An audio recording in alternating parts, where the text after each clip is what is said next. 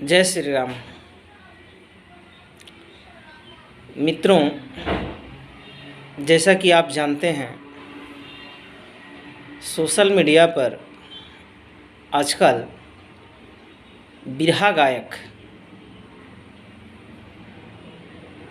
राजकुमार यादव का काफ़ी वायरल हो रहा है। उनका एक वीडियो मैं देखा। उस वीडियो में मैं राम को नहीं, बाबा साहेब अम्बेडकर को भगवान मानता हूँ।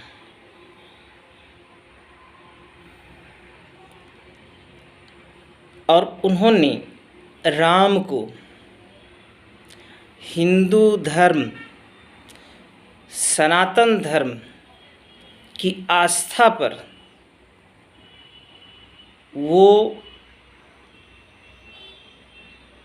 प्रहार किए हैं, आघात किए हैं, जो निंदनीय है। मैंने उनका वीडियो देखा। उन्होंने भगवान राम को अपमानित करते हुए उन्होंने हिंदू धर्म की धज्जियां उड़ा कर रख दी है। मित्रों, अब आप बताइए, किसी मुस्लिम समुदाय, मुस्लिम धर्म, क्या अपने पीर पैगंबर को कभी उन्होंने गाली दिया? क्या उनको नीचा दिखाया? नहीं। क्या ईसाई धर्म के लोग अपने गॉड को गाली दिया? नहीं दिया। नीचा दिखाया? नहीं दिखाया। क्या और भी धर्मों के लोग क्या भगवान को या अपने धर्म को, अपनी आस्था को गाली नहीं दिए? आज तक वह अपनी धर्म को आगे बढ़ाने के लिए प्रचार प्रसार से जितना तक माध्यम हो सके उन्होंने कोशिश किया कि हमारे धर्म को आगे बढ़े। परंतु हिंदू समाज में कुछ ऐसे असामाजिक तत्व हैं जो अपनी ही आस्था को पर प्रहार करते हैं, आघात करते हैं और अपनी ही आस्था को नीचा दिखा करके, छोटा करके उनको अपंग बना दिया गया है। अब आप बताइए कि राजकुमार जो बिरहा गायक हैं, उनको अगर सनातन धर्म की समझ होती तो शायद वह अपशब्द नहीं कहते। उनकी कुछ पॉइंट है जो मैं आप लोगों के सामने रखना चाहता हूं। और मैं बहुत बड़ा ज्ञानी तो नहीं हूं, पर मैं उनके जो पॉइंट उन्होंने जो रखा, जो उन्होंने आघात किया श्री राम पर, मैं उनकी 2-4 पॉइंट का यहाँ पर व्याख्या करूँगा। उन्होंने एक फर्स्ट शब्द उन्होंने कहा कि राम काल्पनिक है। मैं इसमें राजकुमार यादव जी से यह पूछूंगा कि काल्पनिक कब बनती है? क्या उन्हें इतिहास पता है? इतिहास कैसे बनता है? जब कोई घटना घटती है तब उसका इतिहास बनता है। आज जिस बाबा साहेब अम्बेडकर का वो भगवान मानते हैं, वह भी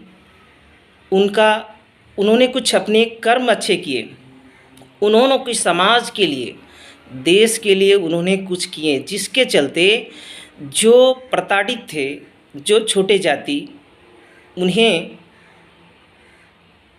ऊपर उठाया और वो एक अच्छे महापुरुष के रूप में उभरे।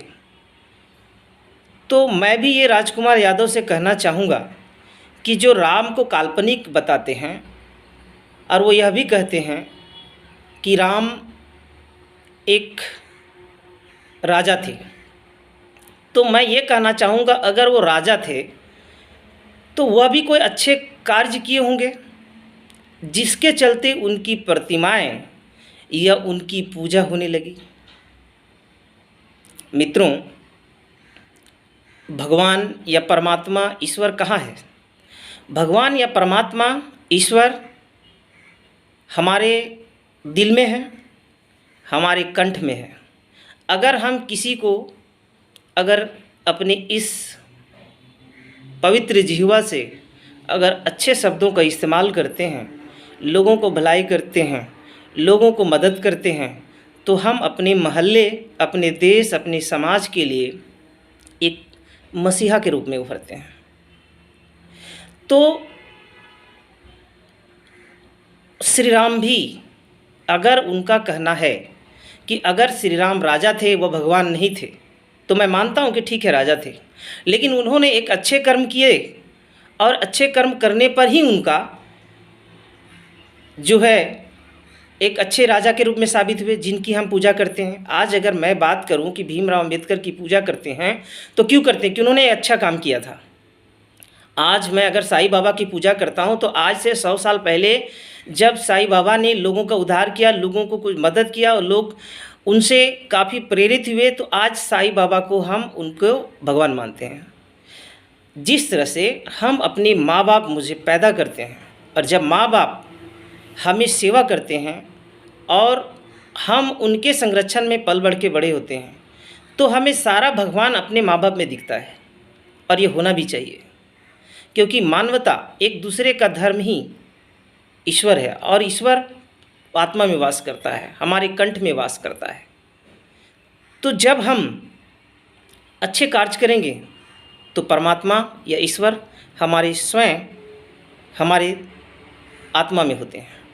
तो दोस्तों, मैं ये कहना चाहूँगा कि उन्होंने श्री राम को यह भी कहा कि श्री राम पुष्पमित्र सुंग थे जिन्होंने वाल्मीकि से ज़बरदस्ती रामायण लिखवाया गया। तो मैं राजकुमार यादव से कहना चाहूँगा कि वो अगर इतने विद्वान हैं तो क्यों नहीं एक रामायण लिख के दे देते हैं। अरे, मैं उस राजकुमार यादव जैसे ढोंगी से मैं ये कहना चाहूँगा कि जिस समय लोग का कपड़े का विकास नहीं हुआ था, लोग कपड़ा पहनना नहीं जानते थे, लोगों के पास ज्ञान नहीं था, भाषा की जानकारी नहीं थी ठीक से। आज हमारा भारत कई भाषाओं में बटे हुए हैं। उत्तर प्रदेश भोजपुरी, पंजाब पंजाबी, महाराष्ट्र महाराष्ट्रियन, सब अलग अलग क्षेत्रों में अलग अलग भाषाएं हैं, कोई एक भाषा निर्धारित नहीं है। तो उस समय जब विकास नहीं हुआ था, ना कंप्यूटर थी ना मोबाइल थी, उस समय क्या जो रामायण लिखी गई भोजपत्र पर और जो उल्लेख है, और जिस समय लोगों को ज्ञान नहीं था, जिस समय कंद मूल फल खाकर जिंदगी जंगलों में बिताते थे, और वो इतनी बड़ी रामायण लिख करके जो एक सही मार्गदर्शन दिया जा रहा है, उसे राजकुमार यादव का क्या हक है कि श्री राम को गाली देने का या श्री राम को नीचा दिखाने का। मैं आप सबको ये आह्वान करता हूँ कि श्री राम एक मर्यादा पुरुषोत्तम थे और जिनकी मर्यादा, जिनकी किताबों से हम सीखते हैं कि हमें एक अच्छे मार्ग पर चलना चाहिए। तो अगर जो हमें सिखाता है कि अच्छे मार्ग पर चलना चाहिए, हम उस धर्म का निरादर क्यों करें? नहीं करना चाहिए था जो राजकुमार कह रहा है। राजकुमार यादव को आप विरोध कीजिए। उनका मैंने यह भी सुना है कि कुछ उनके ऊपर एफआईआर दर्ज हुआ था। मैं तो भारत सरकार से ये भी कहूँगा कि उनके ऊपर जो है जिस तरह से धर्म की आस्था पर ठेस पहुँचाते हैं, उन पर एक कड़ी कार्रवाई की जानी चाहिए। मैं और कुछ बताना चाहता हूँ कि राजकुमार यादव ने उन्होंने यह भी कहा कि रामचंद्र का जन्म कब हुआ। तो मैं मित्रों आपको ये बताना चाहता हूँ कि श्री राम का जन्म 10 जनवरी 5114 ईसा पूर्व 12:05 पर हुआ था। और अगर मैं बात करूं कि वो काल्पनिक बताते हैं, पर अगर मैं बात करूं कि विज्ञान क्या कहता है, आप विज्ञान पर तो भरोसा करते हैं, तो विज्ञान की बातें तो आप मान ही सकते हैं ना। तो विज्ञान क्या कहती है, हमारे दिल्ली साइंटिफिक रिसर्च ने भी यह शोध किया है और हमें नासा ने भी यह माना है कि जो खुदाई में चरण पादुका या कुछ सामान निकली है वह उस समय की है जब द्वापर और त्रेता युग की थी, उस समय की है। और राष्ट्रीय स्तर पर हम जो भारत और श्रीलंका के बीच में जो पुल बनी है उसे हम राम सेतु कहते हैं, लेकिन जो